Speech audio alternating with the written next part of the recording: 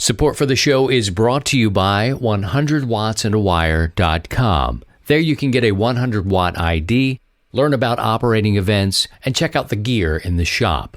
Plus, 100 Watts and a Wire is now on YouTube. See the show live Saturdays at 10 a.m. Central. Subscribe, click the bell, and give us a thumbs up. You can still take the show with you by subscribing wherever you get podcasts. And ICOM, ham for the holidays. ICOM's new ID52A and the IC705 gives hours of fun and enjoyment working your favorite bands this holiday season. And now, from Grid Square Echo Mike 48, this is 100 Watts and a Wire. Well. Hello, everybody. We did it. We actually got in and got live. Good morning, everyone. Good morning, everyone. Oh, hello, Steve. The pre-show. The pre-show. We've got to package this pre-show. This is the thing that people aren't getting to see enough of, and I think it would be kind of fun. And we're dealing with heavy topics, too, which is kind of cool. You know, we're talking about, like, bias in ham radio, and we're not talking about, like, we're just talking about bias. Like, you may like to drive a particular truck, you know, and I may like to try or a brand, or brand bias. Do we have these inherent biases? Oh God, yeah, we do. We do have brand bias. We have the Icon world, bias, the Yaesu world, the Kenwood, and just on the big three, and so we got a little bit of bias. And we talk about. We were just having this intense conversation, and the time just slips away, and it's like, oh, we need to go live now. We need to stop this to talk about what we talked about, what we're going to talk about. But it was fascinating, and I need to figure out a way to bottle this up and we can just do it. That's the nature of having, and welcome everybody to 100 Watts and a Wire. I'm Christian, K0STH, that's Steve, W7UDI, and welcome to those who will see this or hear this down the line. But the beauty of having this ham radio sort of talk show is we can do this. You know, we can go into different directions. Today is our antenna day. We're going to talk about antennas.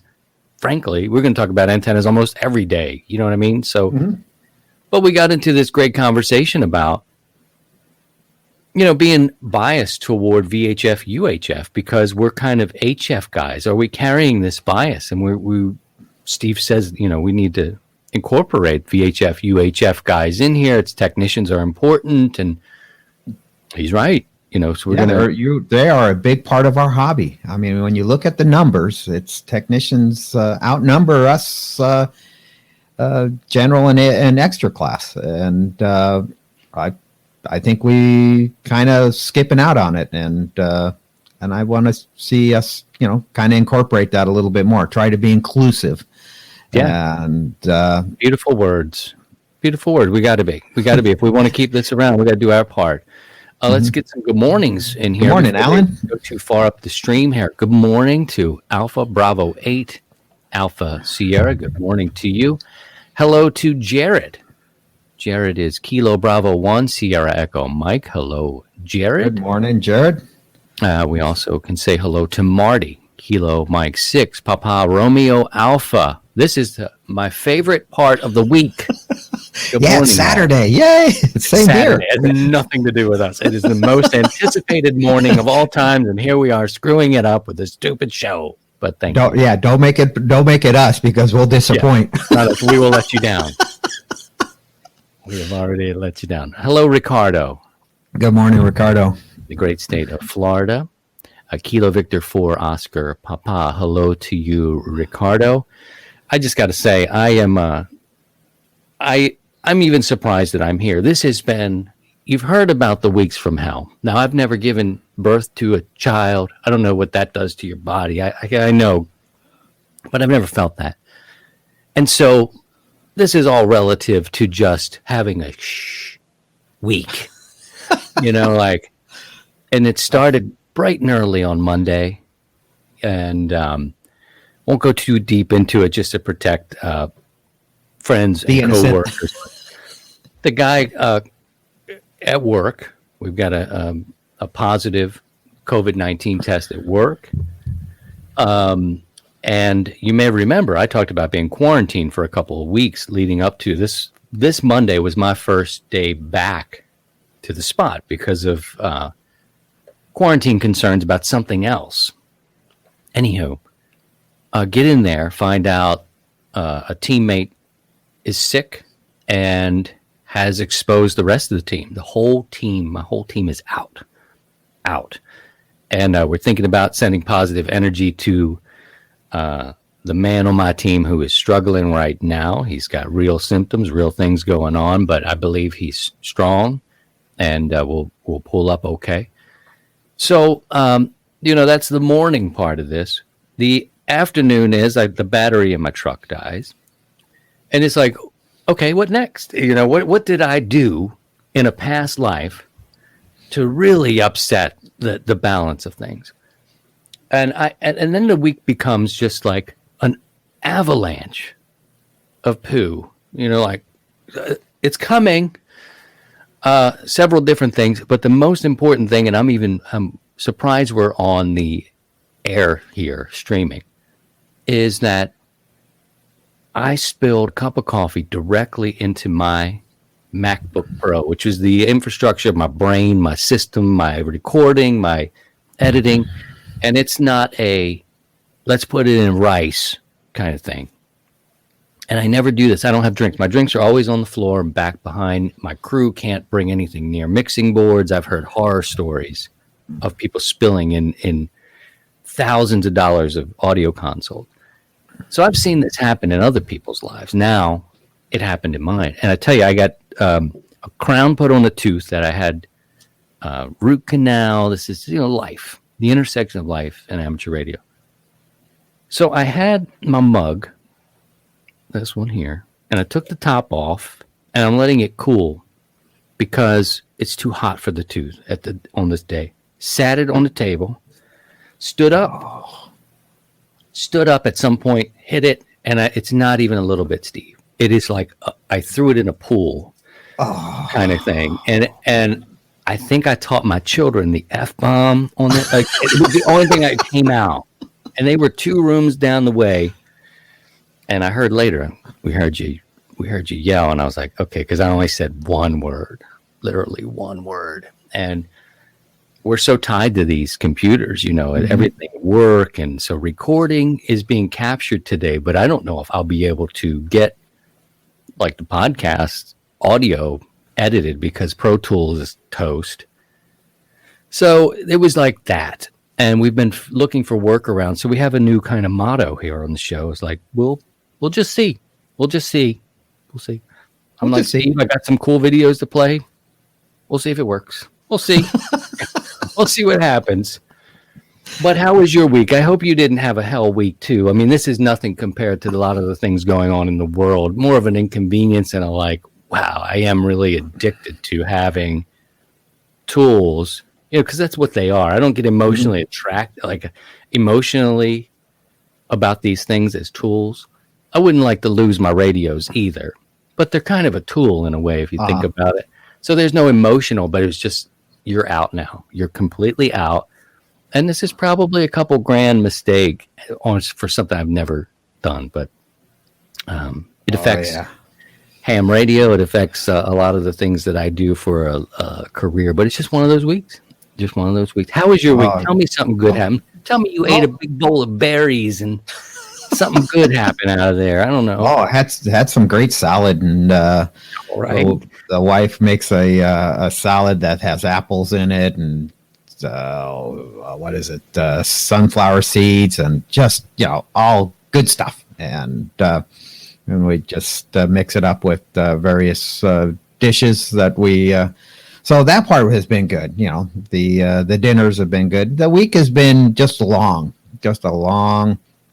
of stuff, a lot of just small stuff, and we're getting to the end of the year at the work QTH, and it is just the end of the year nonsense. And hurry up, get it in. Where the snow's flying, and then getting up into the mountains and not getting to a site, and it's like tell some of these engineers and project managers, I can't get to there, but no, you need to go. You need to go. I was like, okay, I'm going to go waste, half a day trying to get up to a site, and made it up to the 3,100 foot level. And was like, that's it. I got to bring out snow machines or a cat. So it just, just a lot of, Life. stupid stuff. It's life. It is what it is. Life got you. Hello. Oh, yeah. Peter. And then, Oh, go ahead. good morning, Peter. And then I kind of got behind on my emails, my personal emails, and finally got a chance to go through them last night, and got an email from Tony, one of the guys that I talk to regularly on HF and checks in with 100 watts and a wire net, and at a few other places, and I run into him, and him and his wife have the COVID, and so they're dealing with that. So we wish Tony and his wife the best. And so it's been that was a little bit of like, oh man, that I didn't want to hear that. So Yeah. Well, we had a good morning, gentlemen, from Peter, and then a good morning, ladies, from Paul. I'm going to just say, Paul, maybe he's looking for love in all the wrong places, or deeply. Oh, you insulted. got something in your coffee that doesn't belong. What's wrong with you? What's wrong with you? That's kind of what we need to know. What's wrong with you? Let's see. John's here. Good morning, John. November 4, Echo, Juliet. Morning, John. Thanks for coming by. Let's see. Did we say hello to Marty? I saw Marty here. Good morning, Christina and Steve. Guess what? You got dyslexia. What is this? Is it my blouse? What's wrong with you people? It's the beard. It has to be the beard. Beard is getting out of control. I've come out of the shower, and I'm pushing it up, and I'm looking like Ulysses S. Grant. I've combed it down, and my girls look at me like, "Whoa, what's wrong? What's wrong with you, Dad?" Good morning to Ray. Good morning, Christian. He got it right. And Steve from Northern California. Good morning, Ray. KN6RAY. Good morning to you. Our friend Ed is in Germany. He says, Good evening, Ed. And it should be late afternoon. Yeah. Let's see. Who else have we got here? So I'm actually working on a machine that is really finicky. And we'll just see. We'll see if we can get these videos up. Paul sent in a video. It's really cool, and I hope I can play it without some kind of strange thing happening. WC6Q. Good morning. Good morning. From Southern California. We've got Alan. I think we said hello to Alan. Oh, the pre-show. Yeah, we were just talking about. We gather in the morning earlier than the show starts just to talk through some of the elements, and Steve doesn't want to see any of the videos, but I've got to hear them and play them back, so it's a real balancing act of he wants to be surprised when you send in your videos. By the way, I should mention earlier this week I asked our friends in the Facebook group, the 100 Watts and Wire Facebook group, to share your projects. You could take a 2 or 3 minute video on your phone. It works better when you have your phone kind of like this than vertically, but vertically is okay.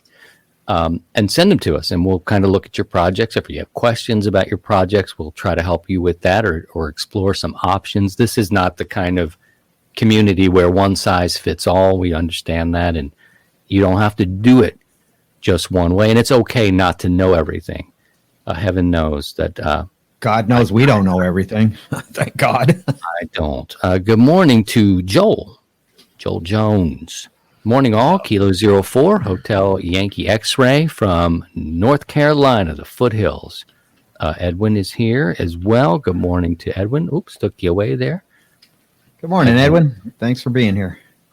I forgot where he is. He'll remind us. Jeff is here. We'll say hello to Jeff this morning from the Tri-Cities of Washington. Hey, Jeff. Yeah, he's only just about an hour and a half from me. So Fox Oscar Fox. Okay, good news. Paul said he's got the coffee.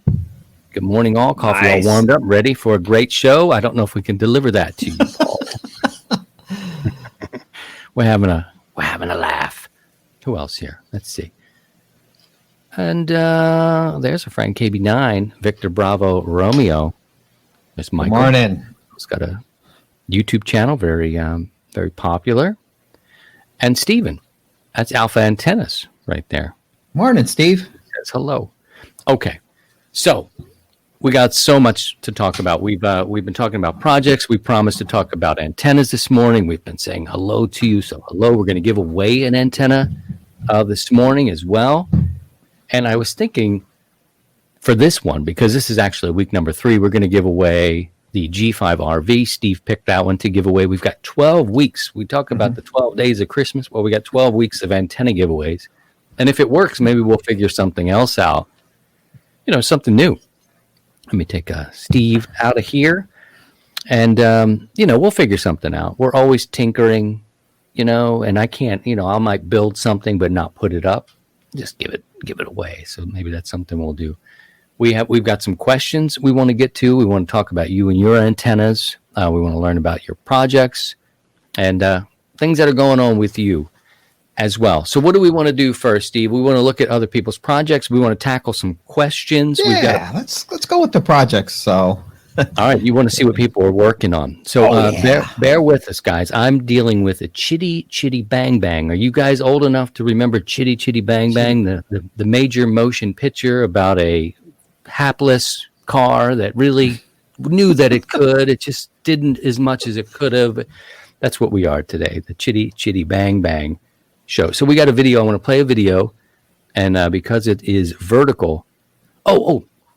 Let me first tell you what I got to do, and we might have to take a break here in a few minutes and then come back. But the work that I've been talking about a little bit on the show is this rope work, and I finally, in this S week from H, I finally was able to get out there a little bit of time and take care of these ropes. So I want to show you an image here. You can kind of see I'm doing a little work there. This is an old fire pit. That's what the crack is in the concrete there. But you can see this rope has started it's collecting a lot of dirt. At some part, you can't really see the fraying as much there. The top left corner of the image, you can see where I had to cut the rope from off of the insulator. But you can kind of tell this rope has been up there probably 4 years through the wind and all that business. A closer look, you can see now, look at the top left corner. You see the center of the image is where I cut the rope. At the top left, see that fraying? And I just noticed it. And you can see where the knot is. I cut that knot from the insulator because I had a really good knot in there. It was a little too hard and weathered to kind of unback it out. So I cut it. But all that, you can see that's where I noticed that rope was going to be a problem, where you see the white in the center there. And then a little bit further down the line, you start to see it fraying out. And then I hadn't thought about it, Steve. It was not something in my mind that I thought that I needed to go do. Usually I think about, okay, the rope broke. I need to change the rope. But upon inspection, I noticed, oh, okay. And because of that fraying, I think that you open yourself up to moisture. The rope starts to get a little weaker. It deteriorates. And then, that core of that rope is not designed to be, exposed to UV. The covering of that rope is designed for the abrasion and the UV resistance, and then so it's you're getting ready for it to fail, and then you got to shoot the rope up again and all that other happy stuff. So it's easier to replace it, while you can. For sure. I just saw it. Hello to Carl. Carl's in Alabama. Hey, Carl. We should take this show on the road. Wouldn't that be fun when we can all get back together? I don't know where we do it from a hotel lobby, but maybe we do it from people's shacks. Alabama would be so fun to visit. He's Kilo Bravo 1, Oscar India Zulu. Good morning to you. A question looks like it's already coming in about antennas, and we'll get to it in a little bit if we can remember. Antennas in the attic. Oh, antenna in the attic. Yeah, there's a lot of people doing that. So yeah, we can tackle that. Yeah, we'll talk about that. And so let's go ahead and take our quick break. It'll be for the people at home. It's just 1 minute for our viewers here on YouTube. Just a brief 30 seconds. And if nothing else, in complete candid nature, this is a break for editing purposes. So hang with us. We'll come back. We'll take a look at some videos that were sent in, and I want to encourage you to send yours in as well. Give us 30 seconds. We'll come back, and we'll pick it up with more antenna talk next. This is 100 watts and a wire. The IC705 is the perfect sidekick for hams that like to enjoy what both the great indoors and outdoors have to offer. It's the perfect QRP companion, base station features and functionality at the tip of your fingers. in a portable package. Covering HF, 6 meters, 2 meters, and 70 centimeters, this compact rig weighs in at just over 2 pounds, with RF direct sampling for most of the HF band and IF sampling for frequencies above 25 megahertz. The perfect accessory for the IC705 is the optional backpack, the LC192, with a special compartment for your IC705 and room for accessories for soda activations or a day in the park. Visit icomamerica.com/amateur for more information on all ICOM radios. From wireless to Wi-Fi, this is 100 Watts and a Wire. Let's begin with the foreword of the book, and we will read this together. It is just 600 pages. I got this from K3LR in 2015. I believe this is the book, the Antenna book. Actually, no, you know what? He gave me a different book. Oh, he gave me this handbook. That's the date I remember, the 2015 handbook. Heavy book. Look, a lot of the information doesn't change so much. So even having a 2015 book, it will stay here and live here because it will work. My wife, for Christmas a few years ago, gave me the 23rd, whatever year the 23rd edition. And it's just, for one, it's sexy. But you got the 23rd. I have the 16th. This is 1991 for the ARRL handbook. Excellent. Or I mean the antenna book. So, yeah, there's and it's interesting to see my latest antenna book, which I got a few years back, is the low band DXing, put together by John Owen for UN, who unfortunately we lost here last week. He passed away, and a lot of good information. This is mainly for 40 meters and 80 and 160. It's kind of geared around that, but a lot of information in this. And that's a 2015. And I was doing some research with just looking at half slopers and going between the two books, how things have changed, and with the advent of antenna modeling software that's readily available for everybody to use, some of the misconceptions of things have been proven and disproven with the modeling software. And so it's kind of... Well, that's a great point. That's a great point. Yeah. Well, and there's one quick question. I got to go. Paul is giving us the comic relief. Paul Brown. Wasn't Antennas in the Attic, an Aerosmith album. I mean, very good. Very good. Antennas in the album. Yeah, very good. All right, let me go over here to do this real quick because it's a vertical video. It's a cool video, but I'm gonna darken out our screen and then we'll go back over and play it. So hang with us. Check this out. We're going to Minnesota to hear from Mike. Well, here we are at the top of the tower, and doing some troubleshooting, and I thought maybe my coax connector got wet.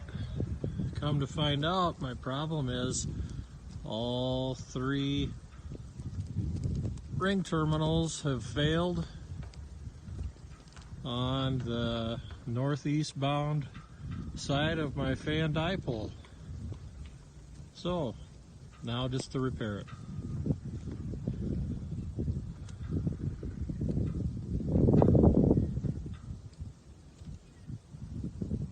There's another tower back there in the back, Christian, that's cranked down.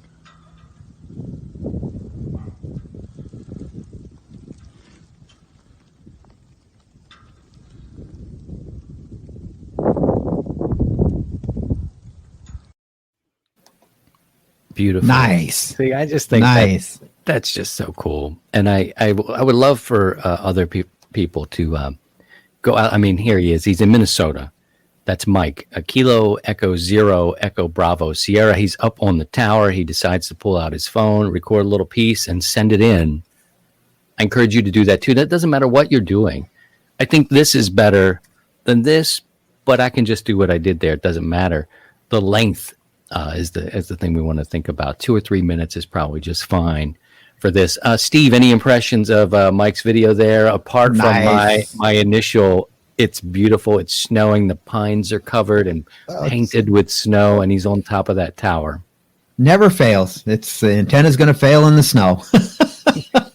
And He didn't seem cold. He didn't seem no, bothered. it's like, yeah, it just, if it's going to happen, but yep, it looks like just one leg, or the leg failed and things like that. But great video, nice, I like it, and thanks for the view from the tower.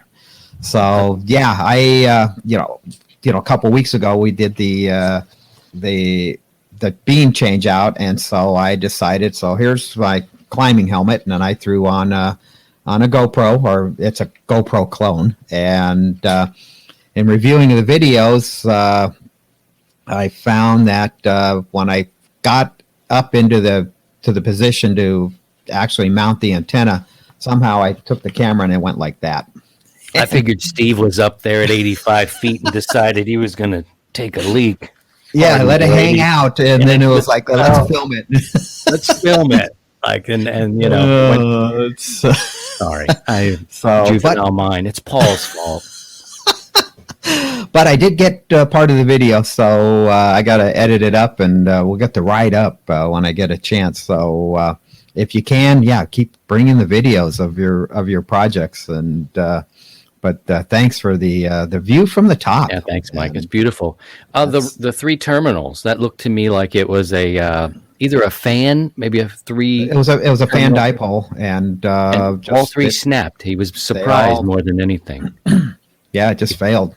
And he thought it was coax. He thought it was a coax connector. He got all the way up there to find out that something snapped it. Sometimes they gallop, or whatever it was, and pulled away. So that was that. You want to go to Texas now? Jeff is in Texas. He sent us a video. We can see what Jeff is working on. You ready? Yeah, I'm ready. Bring it on. All right, cool. Let's go. Hi, this is Jeff, KF5KWO, and here's one of my fall plans. There's my Stealth 40-meter wire vertical on that fiberglass pole, and my radial field is there, but it needs some work. We have animals that come through every once in a while, like to track things around. I haven't used enough landscaping staples, I believe, so my goal is to get all the radials pinned down to the ground all the way around. It's not too bad right here in this little open area. Once you get here into the trees, it gets a little more difficult. So it's going to be a lot of raking, a lot of moving, and a lot of pinning, crawling around on my hands and knees. And believe me, that's not fun. I'm sure we all know. A side project right here, up there, I'd like to put a Stealth Moxon for 10 meters, but I'm going to wait for maybe a year or two before I do that. But yep, this is the fall plan. So this is Jeff from Texas, Kilo Fox 5, Kilo Whiskey Oscar. Very nice. Thank you, Jeff. Nice. That was Oh, cool. that's going to be a fun little project. And change in view there. Yeah. Nice sunshine view.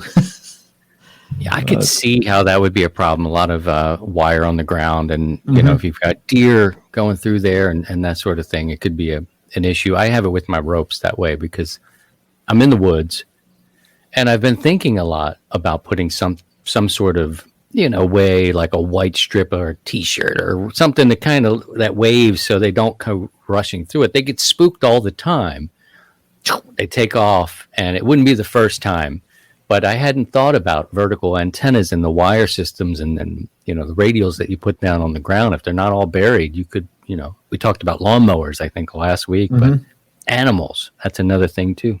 Any thoughts on his project, Steve? Oh, that's going to be a great project. Like the idea of the 10-meter Moxon. And you could probably wait a year, then the band will really start hopping. Kind of thinking, just you're going to have to stake it down, and if burying it an inch or so, you don't want to get the radial too deep if you go the burial route. But yeah, staking it down, and the critters. Hopefully, you don't have the hog problems, because they'll just tear up all that stuff. I know that's a big issue in Texas. So, yeah. But yeah, that would be. I don't envy the being on the hands and knees and stuff like that. trying to go down there, but it's I think in the long run it'll pay out. But then I was thinking, you're talking about the white T-shirts. How about some silver mylar, reflective, just mylar strips or something that would, catch the light and kind of spook the animals. But I don't know how well that would work with deer and keeping them away. My wife and I, we garden on a pretty good sized scale. And, we're many things. We, fathers and husbands and sons and all brothers and all this sort of thing. And we have different hobbies and things. So I garden. One of the things I do is garden. And never thought my wife would be one to go and put old pie tins. You know what I'm talking about? The pie tins that your pie from the market would come in, hang those up, and they're clanging around and bang, bang. But, it's a deterrent. It works. I don't think I can go do that. I've got enough fishing line and lures and all kind of crap up in the trees. It looks like Christmas and shining. But I've seen people use big mason jars or some jars, and they fill it up with water and put them in gardens. And somehow, I guess it's the way the light just reflects through them. There's all kinds of home remedies basically, and on how to come about and deer season starts today. Some of our friends are in there going, it's deer season. Hit them up. We've already we've had elk and deer season. The hunters are going crazy here. So this is one of those things where it's going to be, we'll just see if this works. I'm going to play Paul's video. Paul was kind enough to put a video together on a project. And Steve, you might want to pay attention to this one because he's having some issues in this one. That's all I'm going to say. He's got issues as a person, but this one is based around his antenna system. So if I can get this to play right, let's see if I can do this for you. You guys be patient. If it looks wacky, I got Chitty Chitty Bang Bang on our team today. And for you at home, listen in because he will describe what he's about to do. So we're going to do this. I'll hit share. Oh, there we go. Got it. And we're going to take this off. Thank you for being patient with me. Oh, come back over here, cursor. See this cursor? And we'll go over here and see what Paul's got.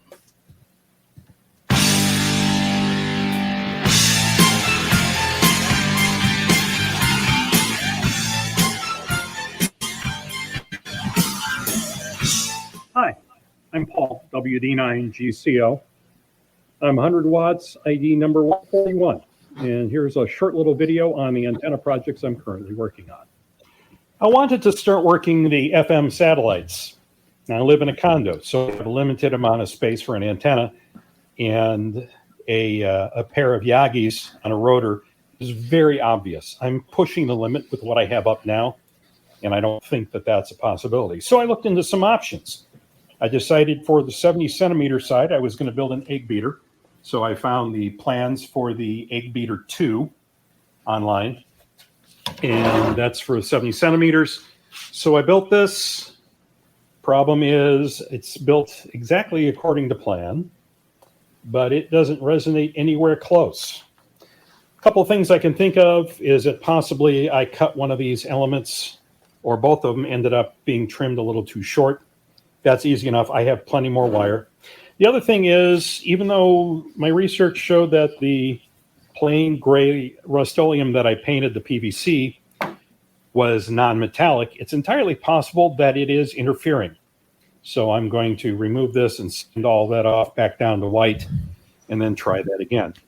For the 2 meter side, however, I did some research and I found this article in QST a couple of years ago, and it looked quite interesting. The results were very good according to the author. He's had a number of people build it, and they also had very good success. However, naturally, mine isn't. It's a bit confusing to me because I ordered all the same materials. Everything is cut exactly according to the measurements in the plans. Everything is laid out exactly according to spec. The phasing harness is also made exactly of the right materials. I used slightly different coax for the phasing stub, but I took the velocity factor into effect and made sure that that was exactly correct. But it doesn't work. When I put it up and put the antenna analyzer on it, it said that while it resonated close to 146, the impedance was down around 25 ohms or so, which is completely wrong and causes an ugly SWR. And the other part of my antenna ranch is a 0543 foot vertical that's out in the back of the condo. Right now, I've got an LDG tuner on it, and I can only get it to resonate at 40. I cannot get it to tune down to 80. So that's my other project, is I am building a relay switched matching network that I found online that will allow me to match this to 80 and possibly a piece of 160. You, Christine, son of a... I should really watch these videos before I... What's wrong with you? Steve, any thoughts on his issues there coming to mind? I've been thinking about that one there, Paul, because you sent the question the other day, and I haven't had a chance to research that particular article. And so you're using a delay line, and it's just 25 ohms, and it's almost, but I thought there was, two lines phasing them. They were both going to be in phase. And I was like, well, wait, maybe the 58 was a typo and should have been 59, which is 75 ohms. That was my thought. But looking at that, I'm wondering if the phasing cable is not, because I know you mentioned that if you hook it up to each individual turnstile, and then we're talking the 2 meter one, they match up. So each element is good. So now it's just the phasing, and I'm just wondering if the phasing cable is not doesn't have the propagation factor or the velocity factor that's advertised. That could be 82% or it could be 66. So is the on the cable that you used, is it a solid core or is it a foam core? Because typically solid core coax is going to be about 66% phasing. The other thing you could do is if you had an analyzer, I'm just kind of going through my head, is you might be able to use an analyzer, and if you short if you short the end and a quarter wave phase line should be an open at frequency. So I got to think about this one. But Yeah, I'm almost thinking that the key right there, 25 ohms is what it's. So it's acting like it's 250 ohms parallel, and that will give you about the 25, because I've seen where you can take two coaxes and reduce the half of the impedance. I said, I think it's in that phasing line, and something's either the coax is not what it is, or it should be something else. But I gotta look at that article. I haven't looked at it. I'm sorry, Paul. I've been meaning to. I know it's the May issue of QST 2015, if I remember right. So I got to look that up and read what it is. So there's something simple that's causing this issue. So, but I know you mentioned that both elements are by themselves are good. So I'd say the problem is with the phasing line. And once we get that resolved, then we'll be good to go. All right. Well, there you go. Yeah, we may not be able to solve them all. We get the conversation going. There's a lot of activity in the chat. I want to encourage everyone who listens to the podcast and who have been for 5 years. This is a way to see the show. So you're invited to subscribe and click the bell. That'll tell you when we're going to be going live. Saturday mornings, 10 o'clock Central for us has been a nice pocket, and hopefully a good start to get you going for your projects and that sort of thing. I'm going to take a break. We're going to wrap up side one, flip the record over in just 30 seconds. I don't even know at this point how I'm going to edit the audio, but I'm going to run it like we're supposed to do on old chitty chitty bang bang. And we'll come back. We'll consider this the end of side one. When we come back in 30 seconds, we'll hit side two next. Stay with us. To join the 100 Watts in a Wire community, visit 100wattsinawire.com.